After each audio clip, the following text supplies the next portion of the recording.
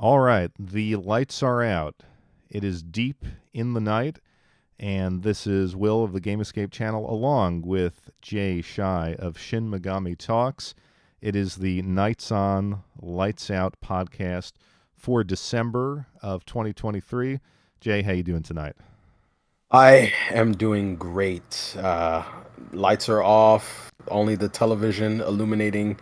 Some Streets of Rage is playing on in the background, so I'm having a very, very good night. I like that touch. You know, it's been a long work week for me. The house Mm. is quiet, everyone's asleep, and now we get to talk about some import gaming. That's always fun. Yes. Yeah. So, Yeah. we always said like, we're gonna cut right to it. We're gonna talk about the games that we've been playing over the last month, and I'm gonna throw it to you this episode. What have you been up to? So, let's see. So I know I said I've kind of been dwindling into retirement, but it seems like there have been some pre-orders that I had forgotten about that I have received. So for first things up, I did get let's see. I got some Evercade stuff. I got some Switch games, of course, but I know for a fact we've even talked about it. I think I'm just gonna throw it out there. We've been talking about Devil Engine. Um, so I figure I talk about that first because my God, this game is 1,000% way better than I anticipated the game to actually be. It has like a very cool. How do I explain this? It feels like it took a lot of inspirations from old SNK arcade games and took some inspiration from Snatcher, and it has like this nice soundtrack. You need to pop it in like ASAP. You need to give it a try. You put it on my radar a couple weeks ago, and I was just like, I got to pick this up, got to order it. I did. It's sitting in the closet, and I definitely plan on giving it a go over the holidays. So you say like a stand, so it's a side scrolling shooter, right? Right, it's kind of reminiscent to like Gradius or Parodius, those kind of games. Or what's that? There's a side-scrolling shooter on the PC Engine that people love. I love it too. I forgot what it's called, but it's really really popular. Um, and Oh, I it I, had I like the can't. rock soundtrack. It was It had yes. It's Lord, like on the tip of my Thunder something, not Winds of Thunder. Gate of Thunder. Gate of Thunder. Gate of Thunder. It reminds me of that in terms of aesthetic, but the graphics have been pushed to its limits.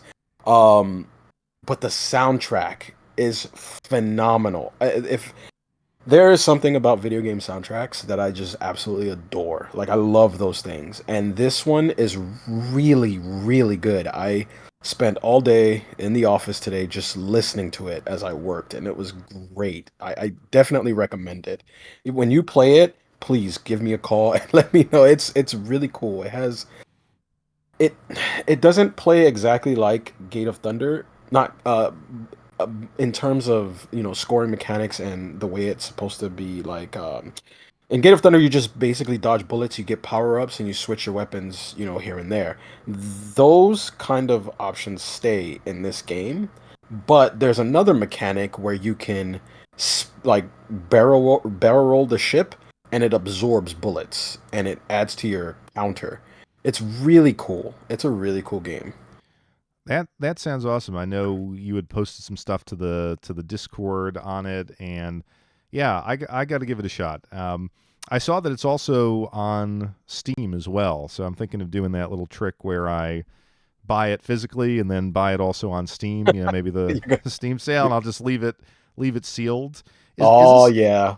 is this a game that you said was there was some kind of interesting release history to it, So where it's just for the first time coming out or something like that? Well, it had some legal issues apparently. I wouldn't. It wasn't released. It was released on Steam.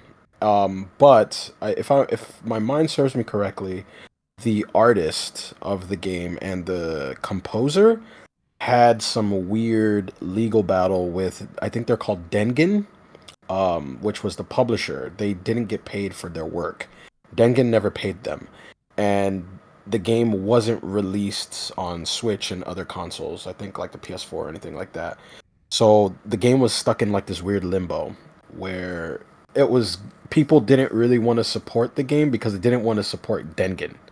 That was the thing. So we had to wait until it was re-released under a new company, which I think the company's called Beep now in Japan, and that's the company that re-released it, got them out of their legal troubles and all that stuff. So that's why it was so delayed. Well, it sounds absolutely awesome. I think I'm going to really enjoy that one. I think What you are. I think you are for sure. I think you're going to enjoy it. I think it's also it's. I wouldn't say it's going to be anything that's probably going to be sought after, only because it's on Steam as well. It's really easy to grab. And it's not. You know what? I might be wrong because it's a unique looking game. So I would definitely keep my eye on it for sure. and what else? What else have you been up to? I know I've seen some posts recently. You got another I Evercade got game. Evercade. I got some Evercade stuff. Yeah, I got so I bought like an idiot because we're collectors, we're crazy. I pre-ordered the Atomic Edition Evercade console, which is basically the Evercade VS console, but it's the Duke Nukem spin on the console, and it came with two Duke Nukem games, two Duke Nukem cartridges. With each game has three games on. Well, one of them has three games, and the other one has two games, which is um, Duke Nukem 3D. It has a remaster of one and two from I think what was it, the Commodore 64? I think that was the console. It was Oh like one of wow. those PC computer Duke Nukem games from way back in the day when it was a side scroller. And the other cartridge has Duke Nukem Time to Kill, Duke Nukem Land of the Babes, and Duke Nukem Advanced, which I didn't even know existed. I didn't know that there was a Duke Nukem on the Game Boy Advance at all. And that one intrigued me the most because I've never heard of that. So I played that first, and it's actually pretty interesting. Um, the only thing I can say about the Duke Nukem set, I was a bit disappointed. A bit, not too much, but I was only disappointed that Duke Nukem 3D, it wasn't the PC version, it was the PlayStation version when I was playing it. That's the only thing that kind of disappointed me because I was hoping it would be the PC version, but I'm not sure if the Evercade can handle PC games as of yet. Now, did you grow up playing Duke Nukem? Uh, yeah. In let's see, Duke Nukem came out what 1990? Was it eight? Was it 98? I think it was. I kind of feel like that's been around since the late '80s. I almost think like Well, the on the old school PCs. yeah. Well, the original two, I never played the original two, which was on. Like I said, I think it was on those old PC computers back in like you said in the 1980s. But the first one I ever played was Duke Nukem 3D, and I think it was 1999 the first time I played that. And I spent a lot of time playing that game, but I found it like at that time I found a lot of first person shooters like Duke Nukem or Blood and what's the other one, like Doom. I always found those games Doom, difficult. Yeah. Wolfenstein. Those, well, I like to call them key hunting games where you have to look for keys and open new doors. I always found those games very difficult. Yeah, I because I was as you were talking about it, I was kind of thinking like, did I ever play a Duke Nukem game? And I really don't think that I have, but I have very vivid memories of Wolfenstein and Doom, which I didn't have on the computer that we had when I was growing up, but I had a friend who had them, and I remember being very very impressed with those games. Like this was something beyond what my puny NES could produce. But I remember back when, like, late 80s, my family had first gotten a computer. And I remember someone, like, friend of the family, saying, "Hey, have you played Duke Nukem?" And I had no idea what it was. And for whatever reason, it never came on my radar. So I feel like that's kind of a gap in my gaming experience that I need to close. I also feel like Duke Nukem is one of those games where I think at that time a lot of people they didn't they didn't gravitate towards it too because it was locked on PC at the time, and I remember when I was growing up, a lot of my friends didn't have PCs. We all had TV consoles, Super Nintendo, Sega Genesis, TurboGrafx 16, and stuff like that. Or, if you were really, really lucky, you had Game Gear or Game Boy Advance. So, I know for a fact I probably didn't play. I like to think that I played Duke Nukem in 1999, but my brain keeps messing with me, and I think it was more like middle school. So middle school, high school. So that was probably around 2001, maybe 2000. Um, so I didn't really play Duke Nukem until I was like probably middle school, early high school. Um, when the teenage angst came in. So You had the teenage angst, and you medicated yourself with some Duke Nukem. that's right, man. Shoot some aliens, shoot a couple of demons in Doom and stuff like that. Yeah, I almost feel like I remember a story a couple of years back where they were working on some kind of modern Duke Nukem remake, and it took forever. It was just in Yeah. development hell, and it came out, and at that point no one had liked it because it was just ancient by the time they released it. This might have been 10 years ago, but Yeah, that I was could be what Duke wrong on Duke that. Nukem Forever. I Yeah, I think yeah. you're right. Actually, Duke Nukem Forever took I think it took 12 years to make, and they still didn't kind of make it to exceed people's expectations. Um, it just kind of fell short because you had so many other first person shooters that was doing way more than what Duke Nukem Forever at the time was doing. But I mean, hey, it is what it is, I guess. Yeah. Anything else you've been up to gaming wise? um, one that you were really interested in, but I figure I leave it until we did this episode of the podcast, and I did get my hands on a copy of Gensou SkyDrift, which is basically like I when I purchased this game, I only purchased this game because I really liked the cover, and it just had like a really cool looking cover on it. But it turned out to be a Toho Mario Kart meets F-Zero. Yeah, Interesting. let that sink in with anime girls. Okay, so but the thing that's interesting about this is that there's no cars, there's no vehicles. The girls themselves are the vehicles. It's so weird. It's how do I explain this? Okay, do you remember Donkey Kong Double Dash? No, it was Mario Kart Double Dash, I think it was called. Yes, yes, O- definitely. Okay. N60 or GameCube. Yeah, so you have one person driving and the other person is like the shooter, I guess, right? Is Okay, that how it yeah. works? Yeah. Okay. Now, in this game, one of the girls is the hoverboard and the other girl kind of surfs on top of her. Now, the way the game mechanic works is you ride your car through like rings, and each ring gives you a boost, and it gives you each girl has like a bar of power. You go through those boosts to build the bar's power, and then when you press like the I guess in Mario Kart, if you push the button to like a to use one of your items or weapons, it deals you a deck of cards, and one of those cards is a random weapon that you get to play. Now, every time you do that, the girl's power goes down. So what you have to do is switch to the next girl who has completely different driving stats, and you have to adapt on the fly.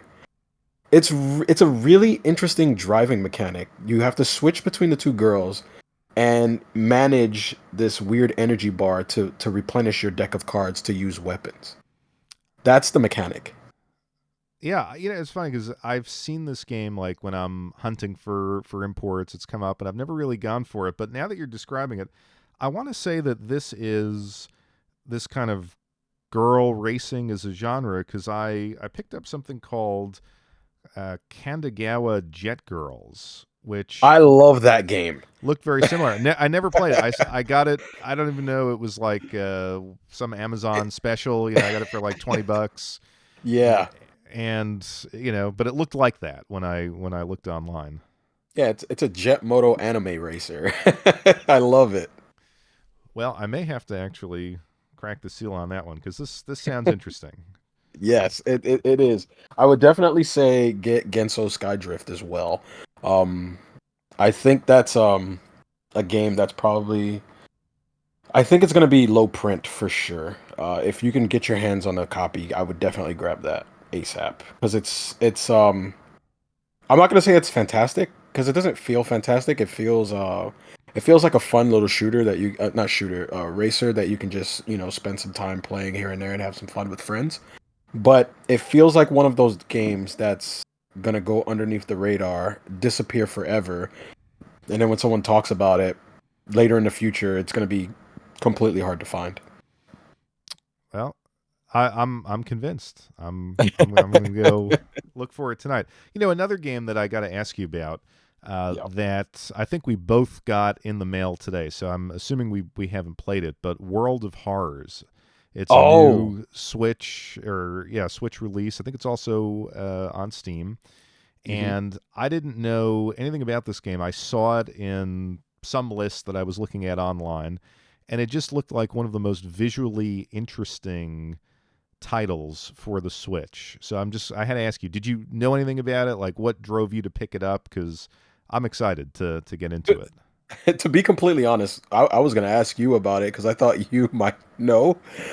But the only reason why I purchased the game is because it has an art style from one of my favorite manga artists, which is Junji Ito, who's done a bunch of manga that I've read.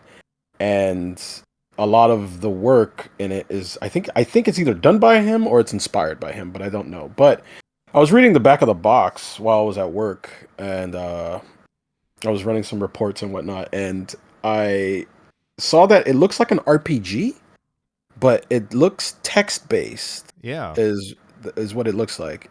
I can't wait because that looks like something that's right in my ballpark of just weird.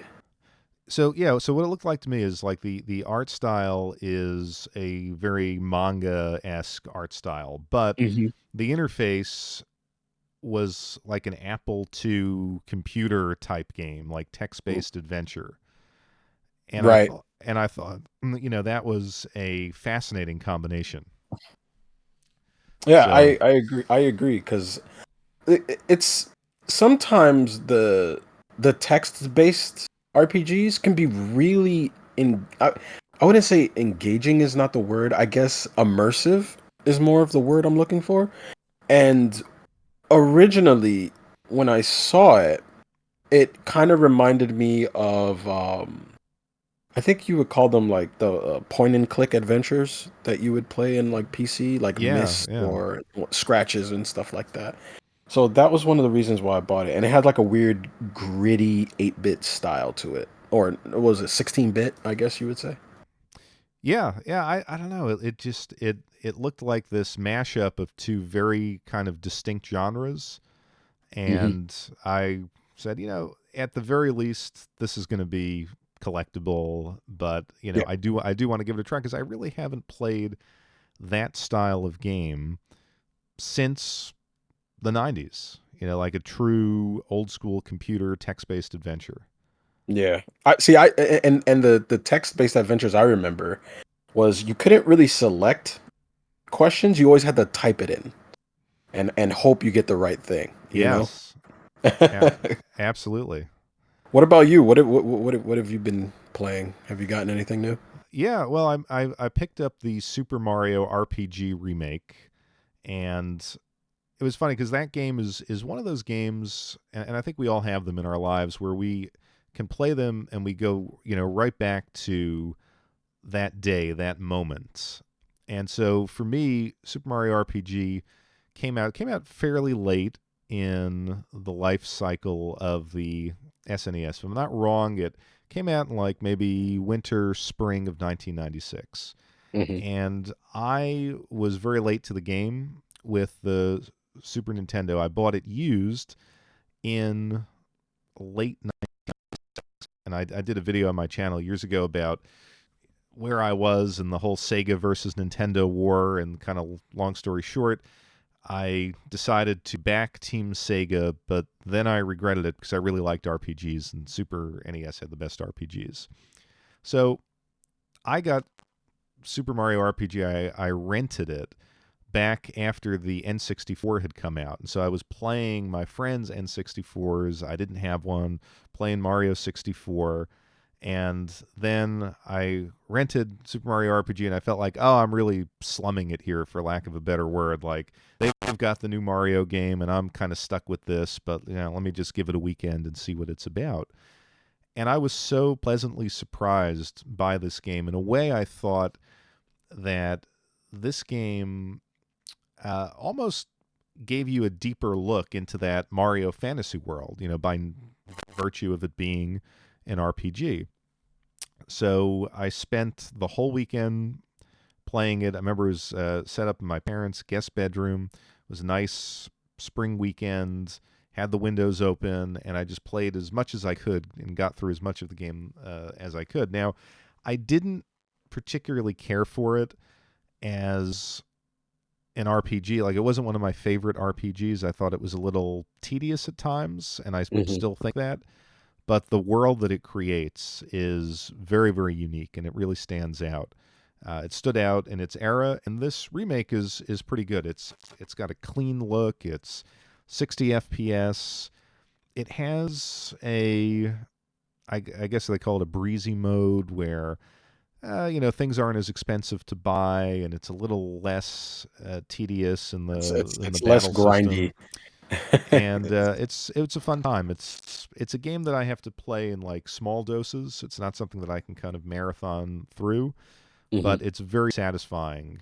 Also, because if you went back and you played Super Mario RPG, like the original SNES version, I think now it doesn't stand the test of time well. Like, it had that kind of claymation feel to it back then, but now I think that just doesn't look appealing. So this is definitely visually the way to play it, and it captures a lot of the artistic vision in the game. So Jay, did you ever play Super Mario RPG back in the day? What were your thoughts on it?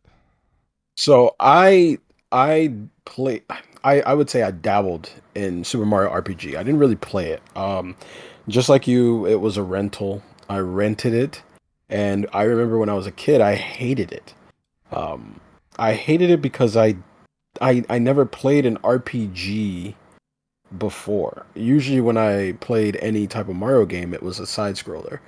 And this was the first time I was like, what is this turn-based combat happening? Why are there numbers? Why can't I move around? I was asking all these questions, but years later, I I think I tried it out on an emulator, and this was years after I've played a couple of RPGs here and there, and it was a pretty neat game. I will admit though, it was a bit slow at the time for my liking, but it's definitely something I feel like I need to go back and play again because I don't think I gave that game a fair shot.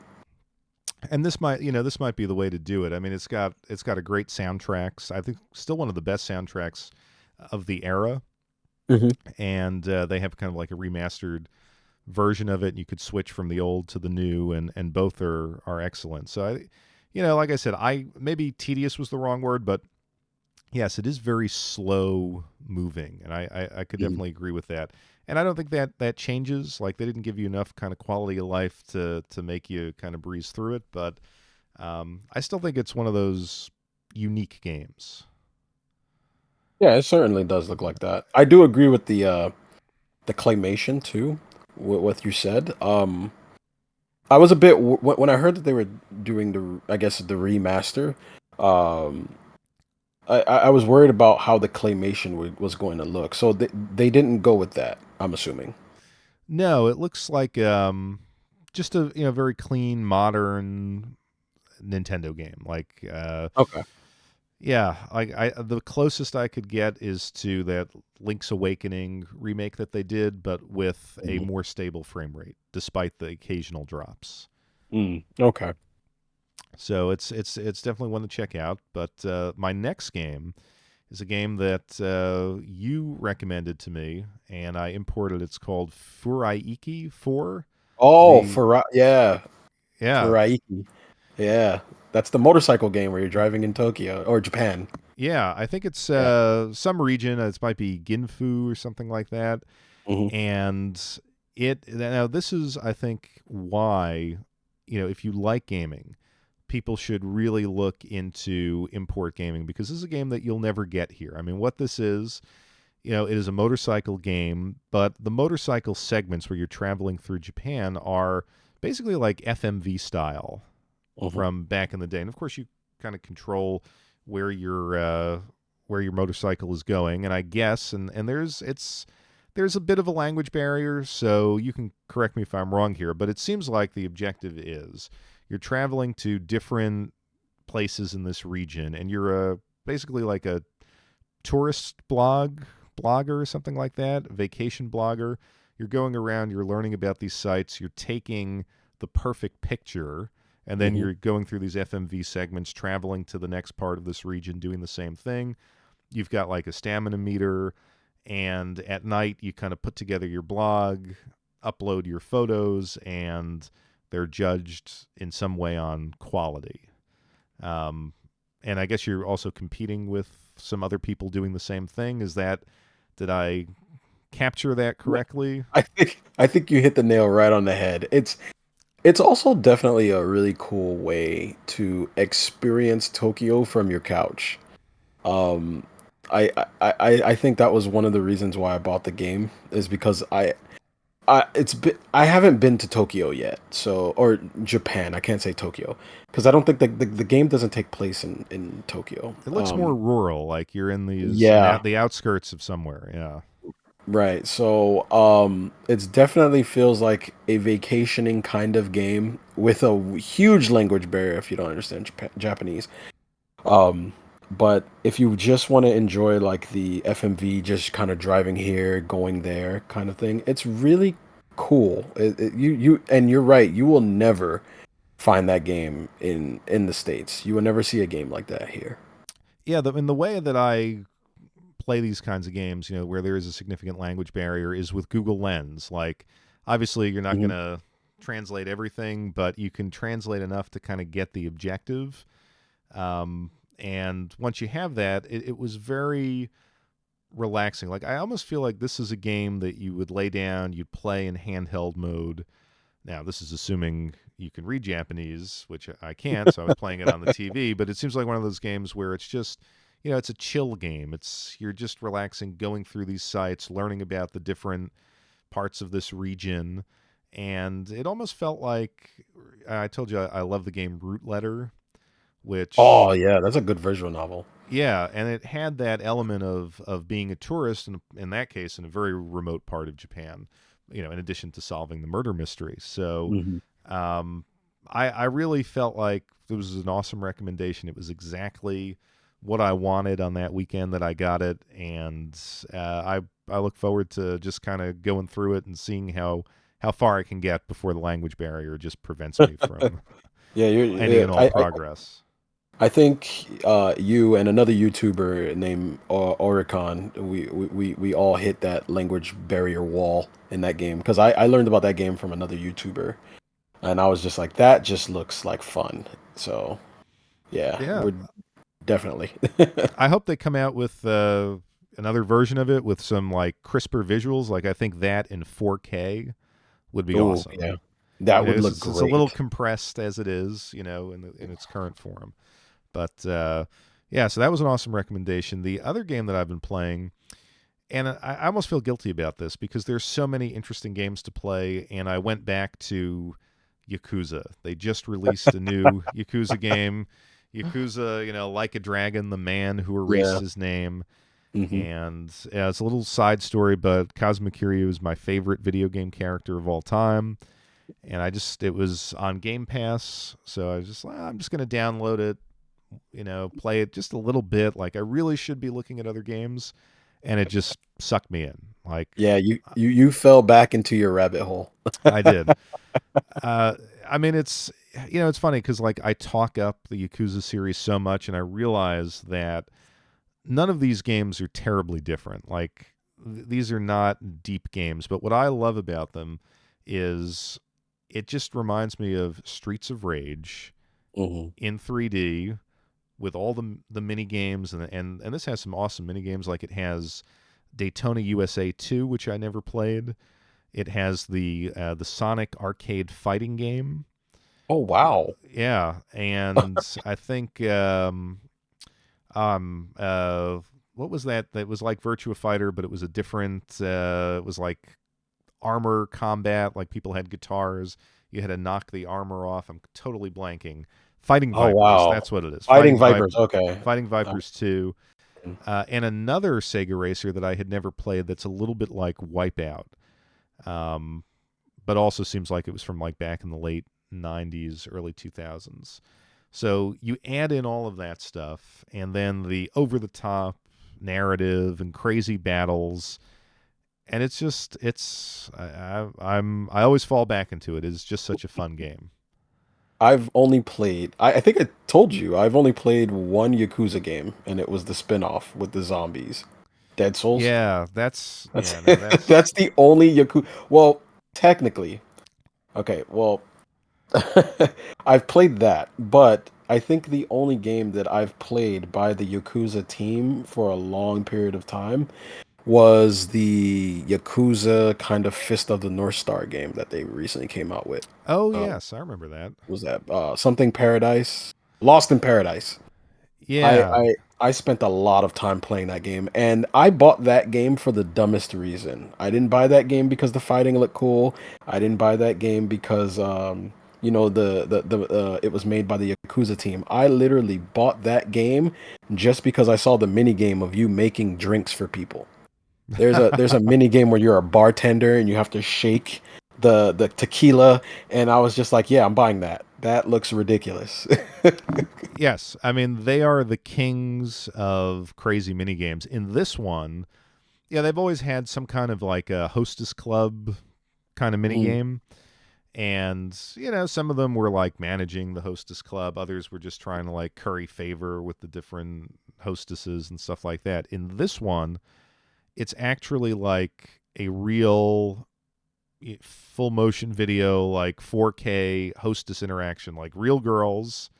And they're Oh having wow. these very awkward conversations with you. Like, Kiryu, do you think pizza's a good dinner? And if you answer, you get three options, you answer the right one, and she's happy, and, you build relationships with them.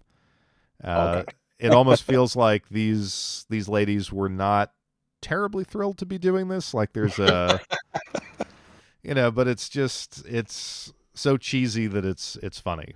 That's good. Yeah. I love that. Yeah, so I'm enjoying that. Haven't finished it. I hear it's very short. Like I hear people saying it's like it was made very quickly, Mm. and it might only be between 10 or 15 hours. And I'm probably creeping up to the 10-hour mark, but I also am not going like full bore in the story. Like I always do, every little side story. I try to climb the mahjong ladder, like So I get my money's worth out of these games. So, so those were the top three, but I do want to talk about. I picked up the Steam Deck OLED, Oh, how and was that? Yeah. yeah. So I mean, I have this thing where I had the original Steam Deck, and I always feel like when new hardware comes out, it's a splurge. But if you can sell the old hardware while it's still somewhat Yeah. desirable, you kind of get it for half price. Yeah, it's not that bad. Yeah. Yeah, and then so that's what I did. I like put my old one up on eBay. It sold in, I would say, 30 minutes. And Oh wow. by the time the new one came, I had got my money from eBay, and now it was half price. So my thoughts, it's interesting. The OLED Steam Deck, and this is going to probably not be a popular opinion. Uh-oh. Yeah. Well, Uh-oh. hold on. I do love the device, so I'm not going there. But the OLED screen is not as eye-popping as it was made out to be in like a lot of the reviews that I saw. Like it's Well, objectively better. I'm not saying that. It is objectively better, but it's not the same. I think it was Digital Foundry said it was something. It's like having the high-end LG OLED TV in your hand. Oh, and so it's what not. does it come off foggy? Like, No, not at all. It doesn't have like. So I have not the latest and greatest LG, but I have an LG OLED TV that I game on primarily in my game room, yeah. and it is beautiful. Like it makes every game look great. I mean, modern game, put it that way. This one, like, it's like, oh yeah, this is a nice improvement, but it's not stunning. Mm, And I was kind of led to believe that it would be stunning. What it does do well is it's very bright, so it gives a very convincing, HDR effect. So in the couple games that I've tried HDR, is like, oh, I see this. This is a good, like, this is a really respectable attempt at putting HDR in your hand, oh, and okay. I credit it for that. the The good things about it, actually, to me, is it's got way better battery life. It is much quieter, and because the screen is 90 hertz, you can like frame limit on sort of more demanding games, Mm, and at half refresh, so like 45 um, FPS, or 45 hertz on the 90 hertz screen. For whatever reason, it's those games feel very smooth. It's like sometimes you feel like you're playing at 60, and you couldn't do that on the other one because I think it was only 60 hertz. mm. So it actually makes some of those more demanding games more pleasant to play. That's really nice. I'm actually debating on picking up a Steam Deck ever since I think it was you and a couple other of my subscribers suggested. They were like, "Well, since you're getting into emulation, just emulate a Steam Deck." And I was like, "Wow, I didn't think about that." So, It's very capable in that regard. Yeah, on my original one, I put all the emulators on there, and it can do like original Xbox at oh pretty wow. respectable frame rates. Like, it's not perfect. It's going to depend on the game and how well it's emulated in whatever program you're using. But I mean, you're not going to have any issues from the earliest beginnings of video games, really through till PlayStation 2, I would say. Okay. Yeah, But I think that the recent jump back into emulation has changed my viewpoints on the Steam Deck, because before I was really ignoring it. But now it's like, oh, I can play PS2 games on the go. I can play PlayStation 1 games on the go. It was like, yeah, that actually sounds like it can be a lot of fun. yeah, and I think the credit to this one is it feels like it's finally the complete product, like the first Steam Deck, and I loved it, and I think what it did so well was it made you realize kind of how amazing Steam is as a platform. To have all of Steam in your hand Hmm. is pretty neat. But after a while with the old one, I was like, Steam is so awesome. I'm just going to get a bigger PC monitor and play Steam on my gaming computer. Play all my games there where I can get it in, 144 hertz, 4K. Like, why would I be playing it on this smaller device? Whereas this one, because it's got better battery life, because it doesn't sound like a jet engine in your hand, it's just more pleasant to use. So I've been using it quite a bit more. What's the retail price on the new OLED right now? I think I like the version that doesn't have the matte screen. So that's kind Hmm. of like the middle version. I think it was maybe 449 or 499. Might be Why 4. was I was thinking so much more, and I don't know why. I just assumed that it was a lot more than that. That's actually reasonable, and that actually surprises me. Yeah, I Yeah, want to say maybe 499. Now that I think yeah, about I'm it. definitely gonna grab one at some point. Yeah, because you get the whole Steam library, plus you can emulate to your heart's content, and I think it's really good. It's been really nice for shoot 'em up games. It actually would be great for visual novels because you got that bigger OLED Oh yeah, screen. The only problem is a lot of the visual novels that I had in my library were not Steam Deck supported, which was very weird. that's Uh, weird. yeah, I mean some are, and like there's so what Steam says is supported and what can actually work are two different things. Like you on this website called ProtonDB, and they'll Mm. tell you like, okay, Steam says it's not supported, but it will really work either without issue or like with this tweak. Mm. So I'm going to have to try that for some of those visual novels, Yeah, but it seems to be a great platform for that. please let me know how that turns out because Deathmark 2 is right around the corner and I need to get that. Yeah, I will be keeping you updated. But I would say it's, especially if you don't have the Steam Deck already, it is worth it. To get in on the complete product. Okay. All right. So every week we said that we're going to do a news story, Yes. and you had sent me a link to a YouTube video discussing a quote by this guy Strauss Zelnick. I can't remember Uh-oh. what he is, the I CEO of think the company that he's the does CEO GTA. of the Grand Theft Auto games, I think.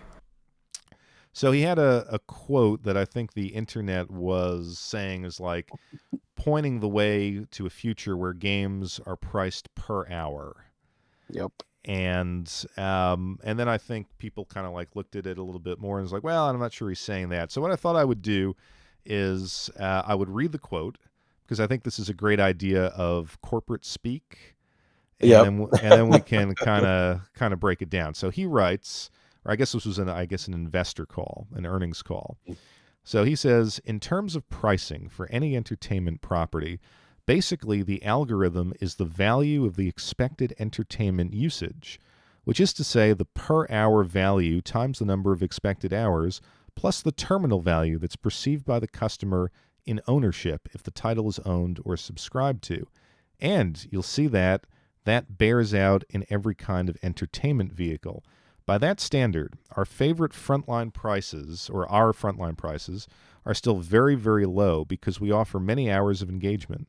The value of the engagement is very high. So I think the industry as a whole offers a terrific price to value opportunity for customers. And I'll stop there. It goes on. Yeah. But The internet exploded and misread everything he said. They just thought subscriptions yeah. throughout the whole thing. And I Yeah. was like, and I remember reading that and I was saying to myself, did anybody actually listen to what he said? So Because he never came out and said he wants to do subscriptions. He was just pointing out certain things. I think a lot of people are afraid of it turning that route is why they jumped at his throat so quickly. yeah, I mean, the way I read this, first of all, when these guys are in earnings calls, I mean, part of their job is to have the market think about the value of their product differently. Right. To kind of give you a different mindset to say, hey, this is worth, a lot more than we think, or wow, this has a lot of, potential to drive profit into the future. So I think what he was saying is, hey, video games are still so cheap relative Mm. to the entertainment that they provide to our end users. So we're not going to charge by the hour, but we have room to increase prices because if we look at it on a per hour basis, we're still so cheap relative to, I don't know, going to the movies, going to a sporting event, things like that. So I mean, is that a fair assessment, or am I missing No, something on that? that's completely fair. I think a lot and the other thing that a lot of people probably misread and probably internalized is when he even brought up he started bringing up per hour. When you use keywords like that and people hear it, they're like, "Oh my god, am I going to get charged for this?" Like, and they start taking things out of context. But if you really read through it, he's just I wouldn't say that he's saying that he wants to charge you per hour. He's just stating certain things just like what you just said. Um uh we give you this amount of entertainment, we're still cheaper than this and that, but I think a lot of people misread it Yeah, I and mean, just what I see actually out of this is he's probably planting the seeds to make an argument that GTA 6 should be $100 game or a yep, $120 game.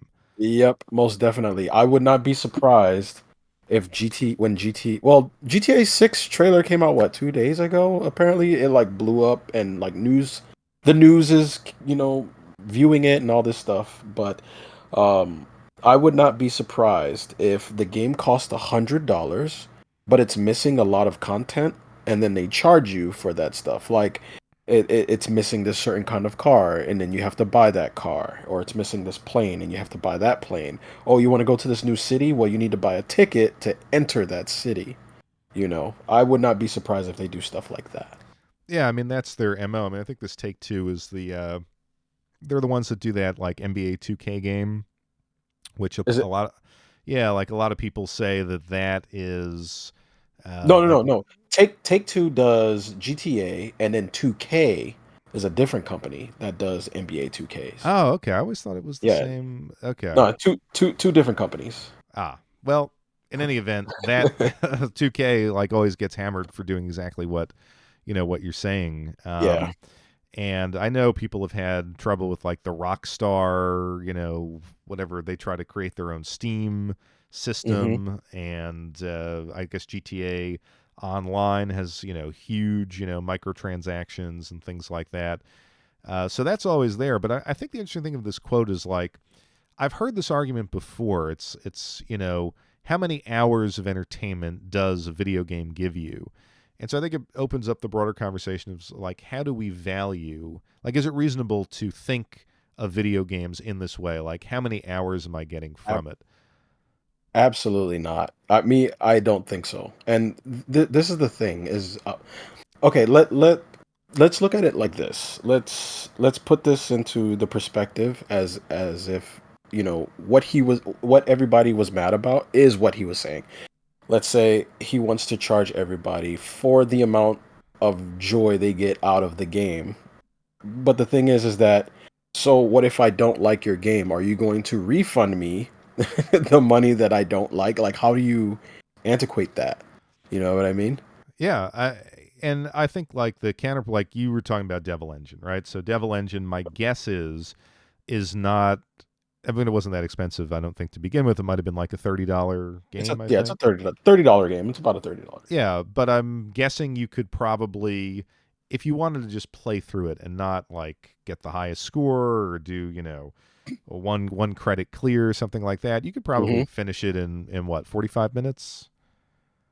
Yeah, I would say that if when you get really good, but that takes a lot of practice. But this is the thing, and this is why I say if we have to look at it from that his perspective. If if I could pay more money for Devil Engine, I would, because I feel like it's that good for the little bit that I've played. Yeah, And and exactly. so like if I could pay $100 for Devil Engine, I probably would, because it's that good.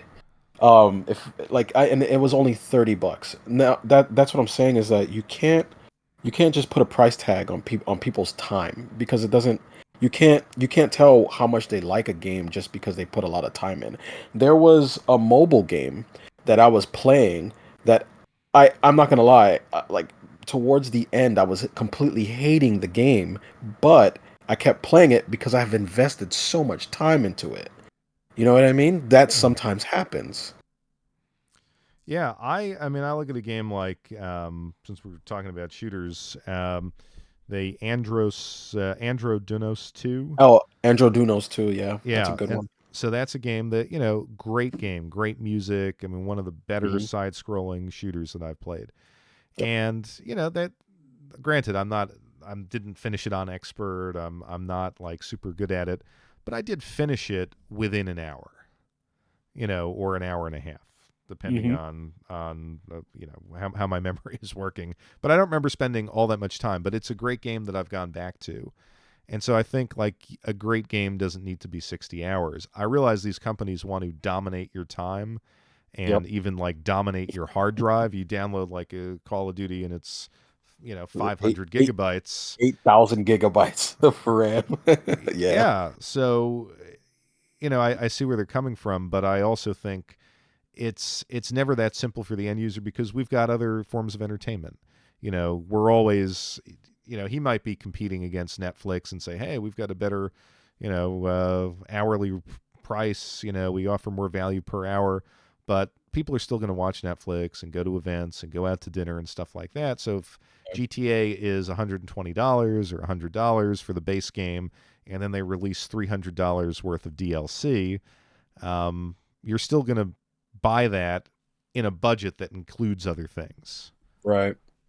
And you have to look at it also from the perspective of the consumer, right? So a lot of people jumped at this guy's throat for what he said because a lot of them fear that future that might be coming.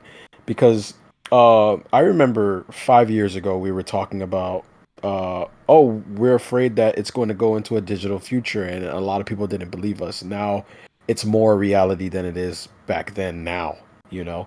And I think people are afraid that most games, because I think the popular games right now is Grand Theft Auto, Call of Duty, and what, FIFA?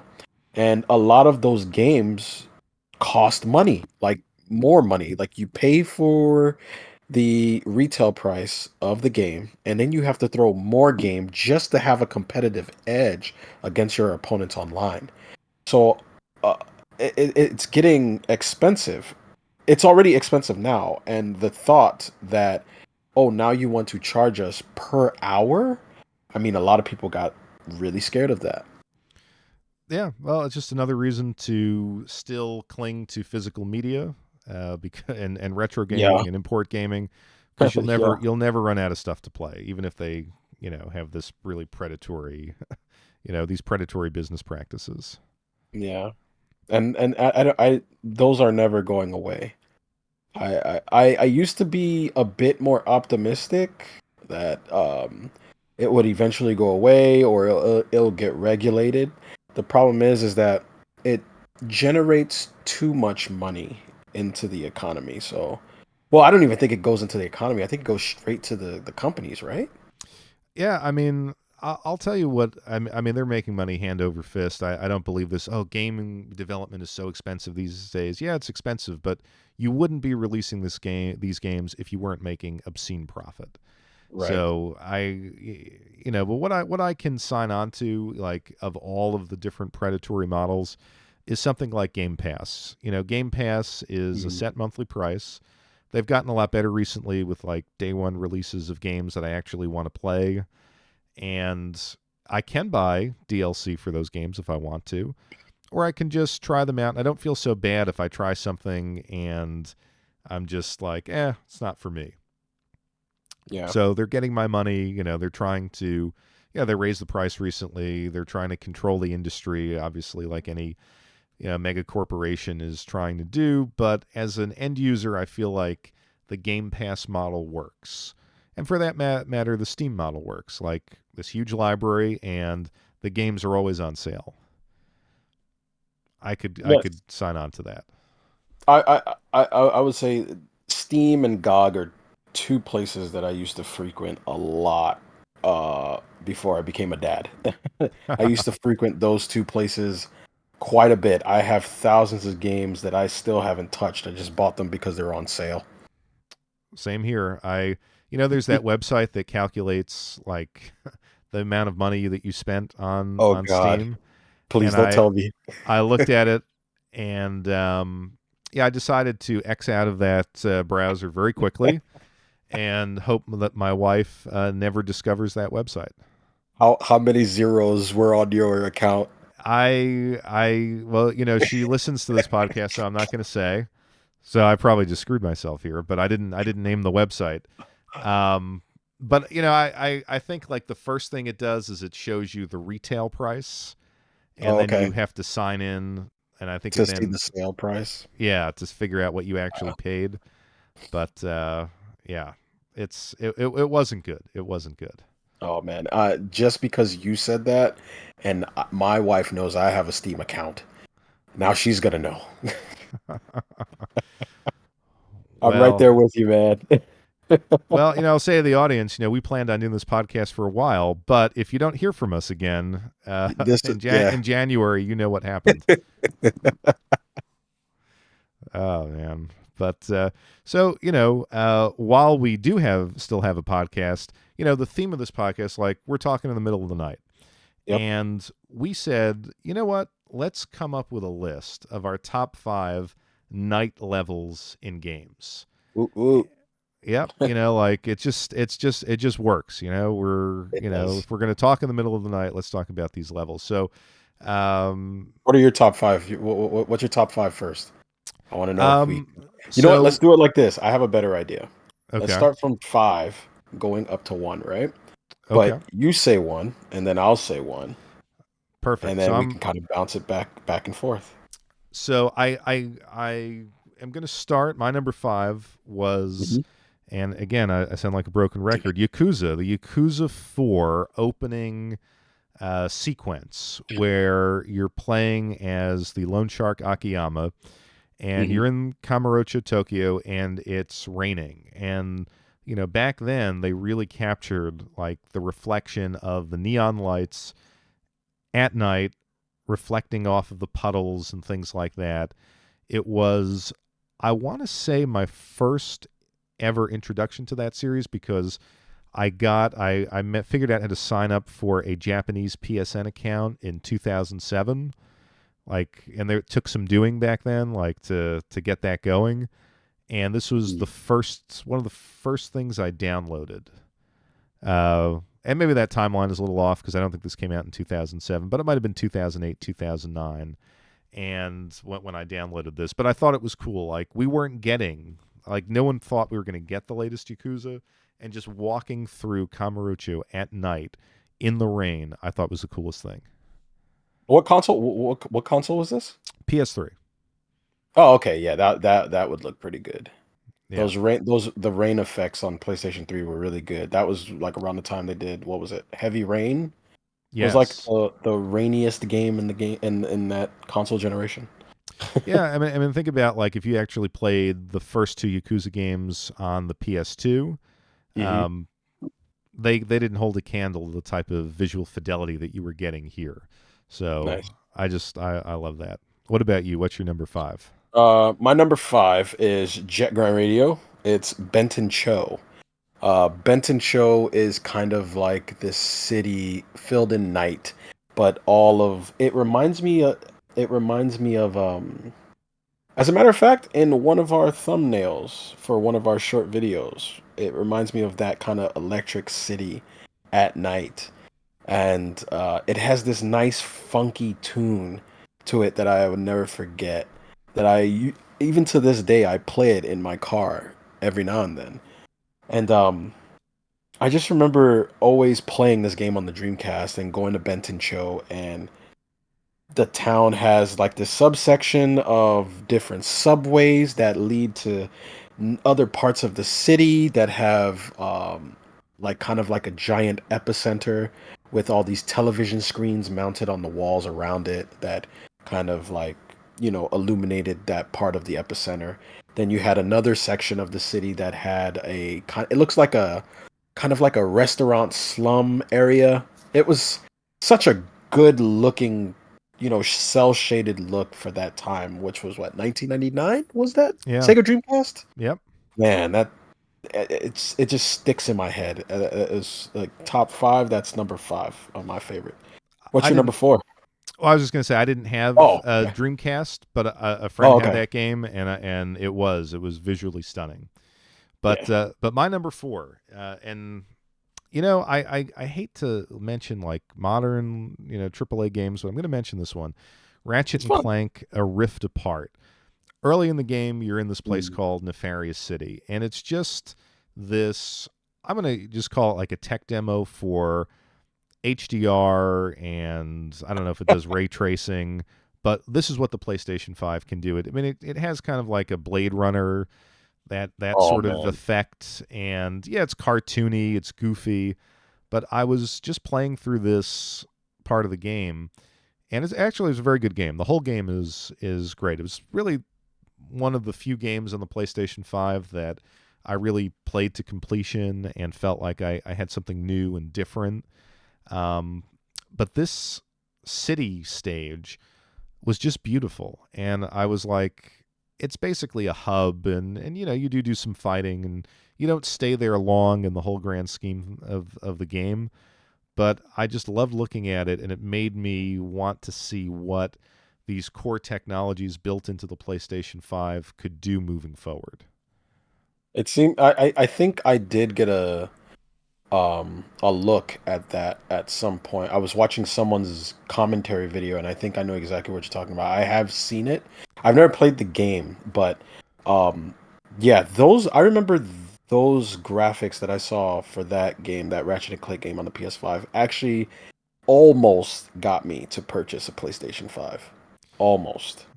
Yeah, I mean, it was like, I had the OLED with the HDR, and that was the first game that I played on the PlayStation 5.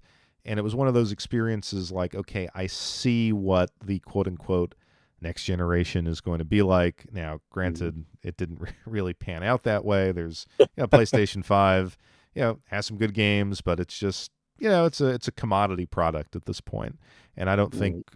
a lot of games matched up to that. Maybe the Spider-Man games, which are pretty good, but Mhm. yeah, Ratchet and Clank I think is still the most special game on the console. Oh, okay. Well, So, what about you? for my number four, it's going to be. I felt like if I didn't say this one game, people would probably hate me. So I put this on here because I do actually love this night area, and it is Shin Megami Tensei 4, Ueno in Tokyo. The Ueno part sticks in my brain rent free, and it never leaves.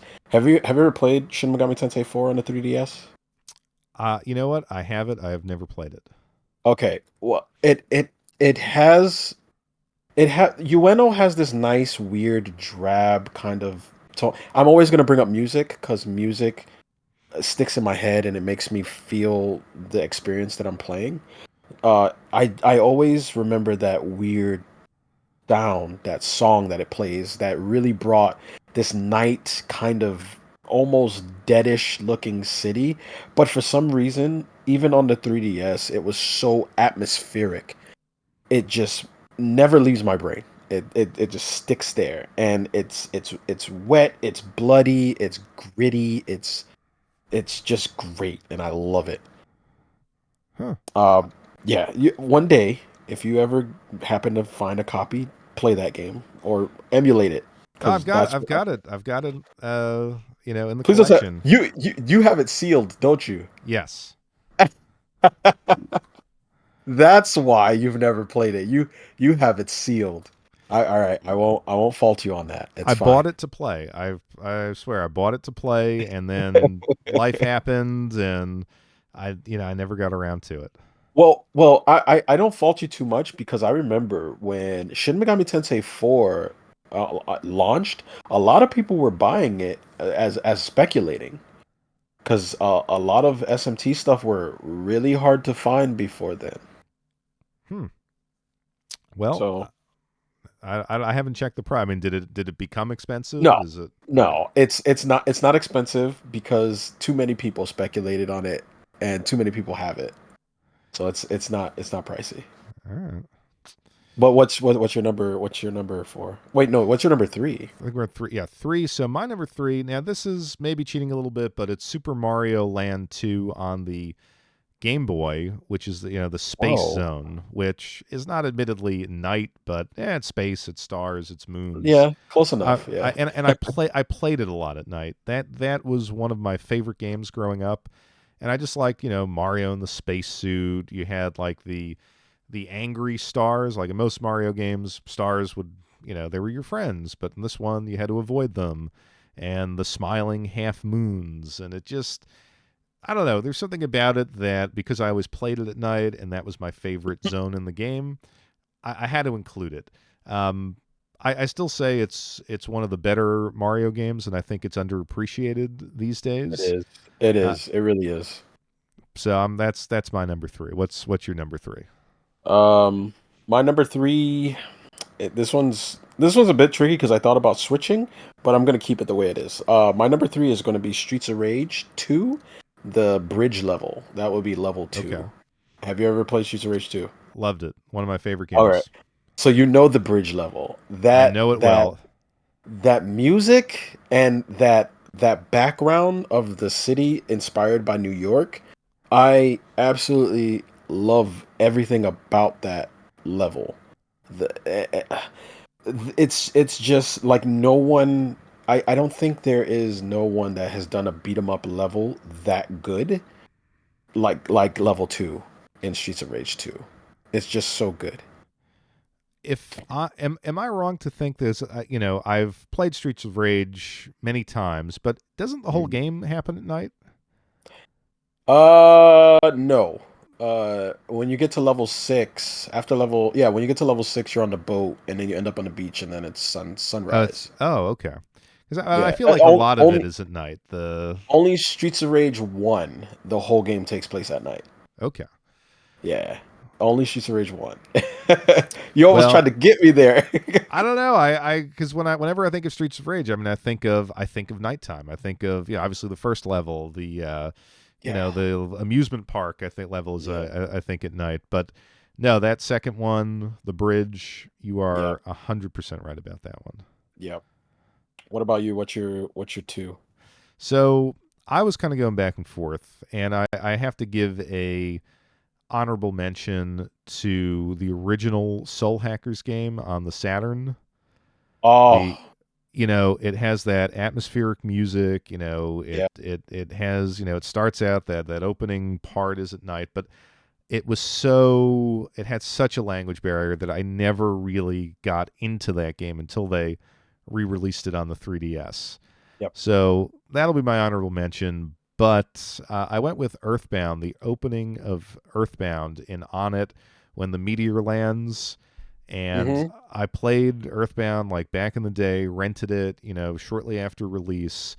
And it's just one of those special experiences. It, most of the game is not at night, but that opening sequence, just the little kids wondering what happened and going out in their pajamas, and the police officers have cordoned off the area, and you get that first little taste of that art style and what is a truly unique game. And I just thought it was the perfect opening to an awesome game. Okay. Since you gave an honorable mention, I'm gonna give one. And Okay. this was one that was originally going to be on my list, but I took it off because I felt like it's actually not a level. It's actually just a city.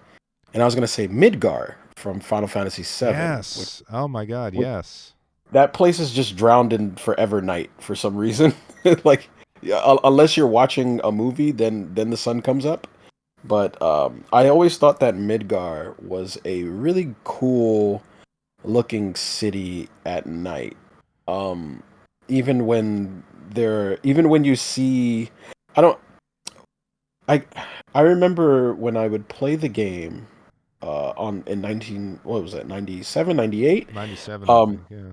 I remember when you make it to the, what do you call it, the world map, and if you the closer you ran to Midgar, it would get darker and darker and darker. And I always liked that little touch, that design touch. I thought that was really really cool.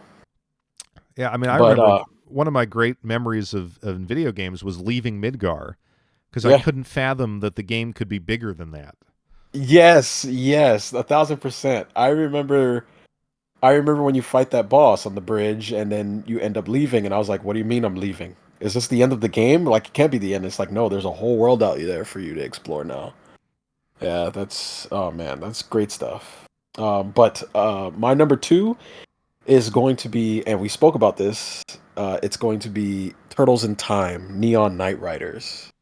Um, Awesome. this is the level where you're on the hoverboard and you have to fight the foot soldiers, but there's this, the music's great. I'm always going to bring up music. The music is fantastic. It has this nice electronica music, and the background has like this splash of greens and blues and purples, and you see spotlights in the city just waving back and forth.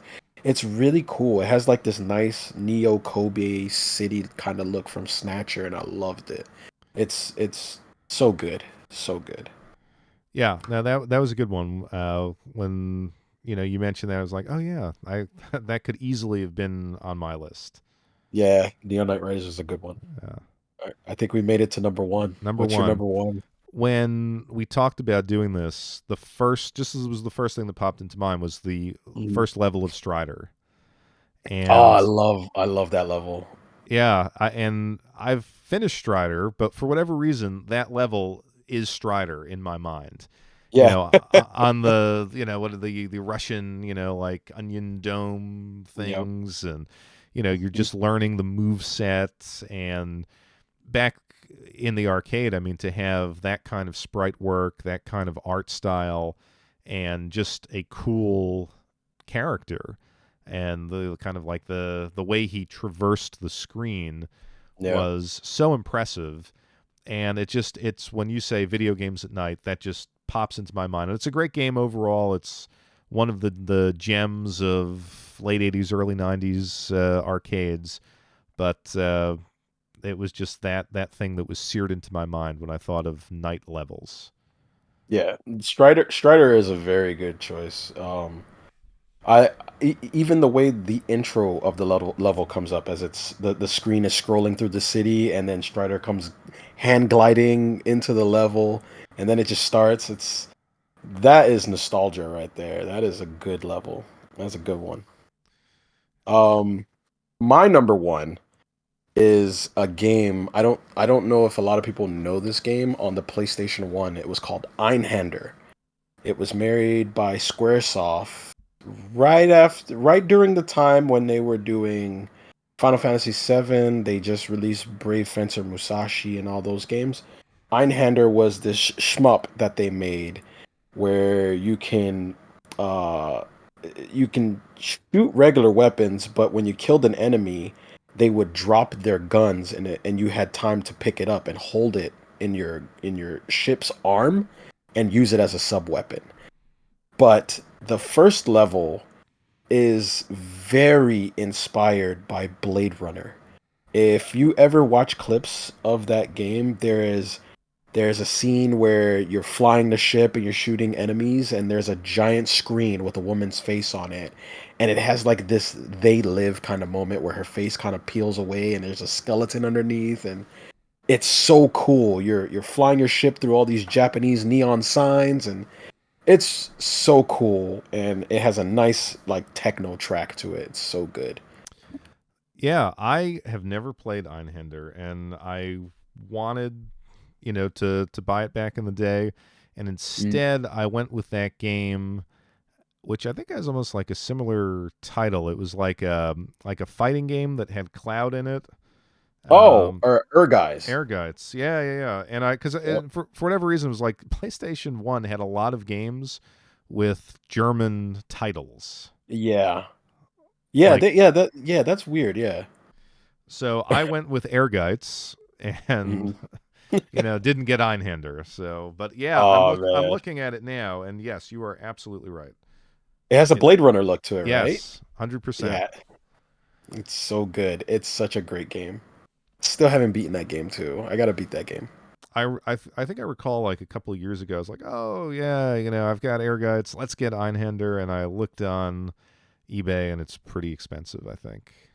Oh yeah, Einhander is it's $150 game, right? Yeah, 150, about 200. but Yeah. what I can do is I could play it on the Steam Deck. I will well, yes, you can do that. I will not lie.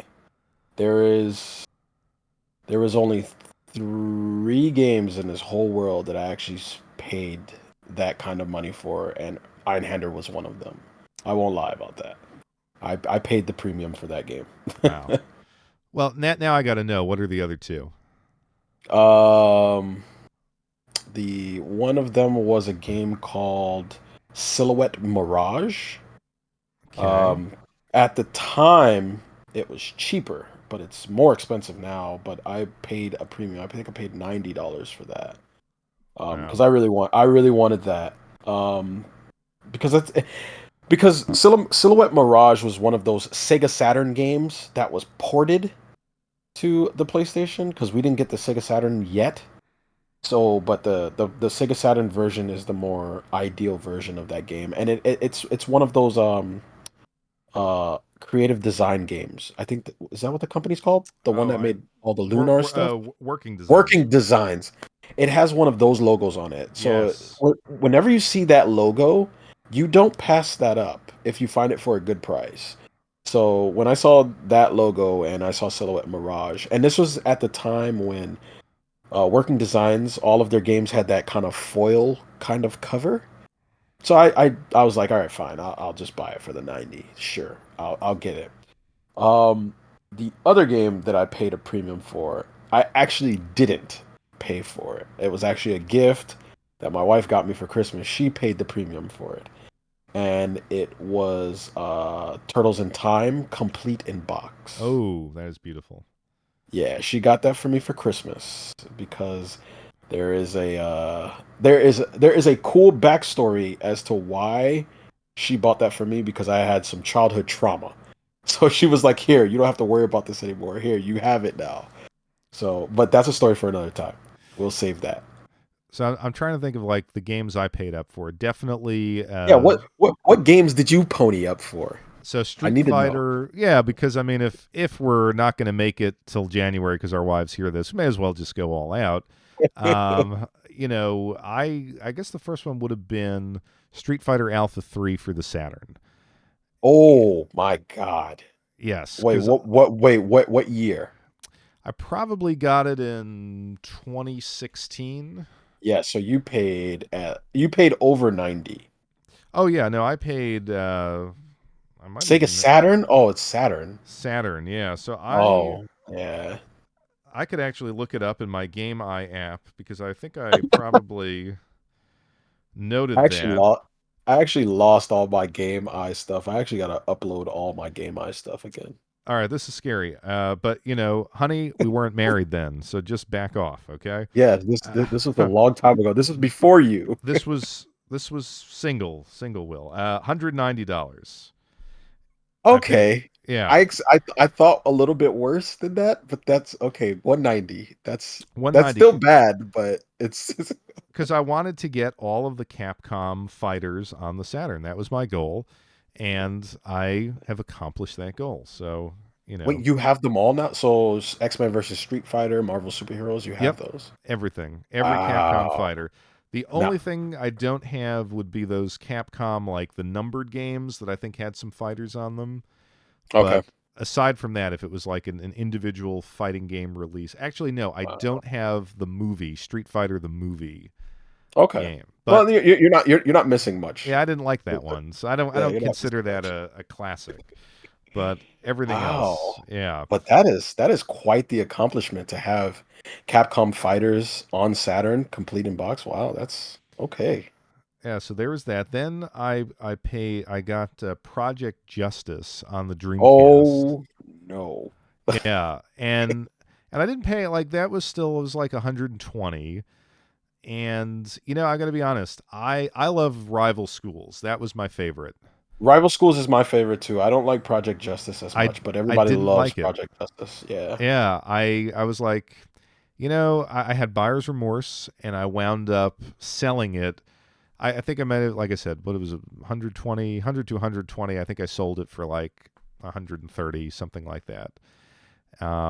So I probably regret that because I don't know why I sold it because it's probably Yeah. worth a lot more now. But I'm like, this is Yeah. not as good as Rival Schools. I don't want it. Well, I Um, th I actually think that Dreamcast games are kind of dropping. I think I looked up some Dreamcast games the other day, and I noticed some of the prices were down. I was actually kind of shocked. I actually got to double check that. And then the other, I'm trying to think of a third one that I've paid. Like I've paid like 80s, 90s, things like that, but over Hmm. 100. I want to say, and I might be wrong on this, is that Asuka 100% or 120% game, that like schoolgirl fighting game from the late 80s, Oh, early 90s. I yeah. yeah, I want to say I I paid right remember that around one. 100 for that Okay. on I the I do remember Dreamcast. that one. Yeah. I'll tell Was you that that. was that Dreamcast? Oh, I'm thinking of something else. I'm thinking of the one on PC Engine. I'm sorry. Oh yeah, no. I'm Actually, I made a mistake. I only paid 67 for that. okay. So I can't think of another one off the top of my head that I paid over 100 for. Um, but those would be the two. But believe Okay. me, I paid just under 100 for many. So, I'm not an innocent party here. I don't think anyone who listens to this podcast is. Yeah, yeah. If you're listening to this podcast, you've probably paid over $100 for something, for if you're some li- game. Yeah, and if you're listening to this podcast, you're probably buying a lot of this stuff that we're talking about if you don't have it already. So, um, so we wanted to talk. Christmas is coming up, Oh and yes.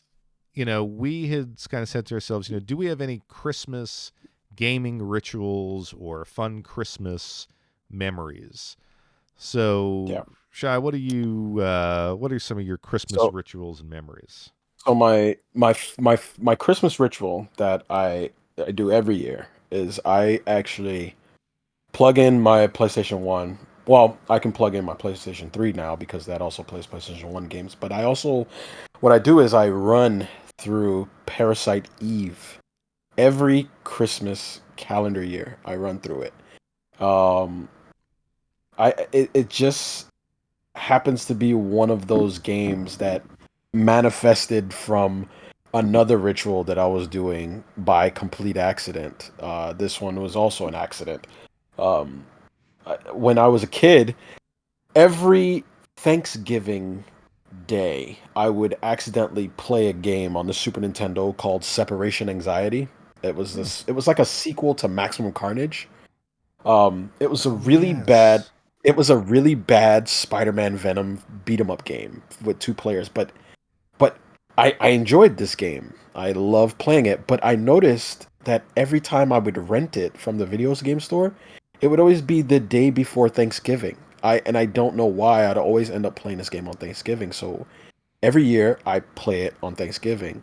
Then a couple of years later, uh I finally got my hands on a copy of Parasite Eve, and the first minute that I started playing it, it was during the holiday season.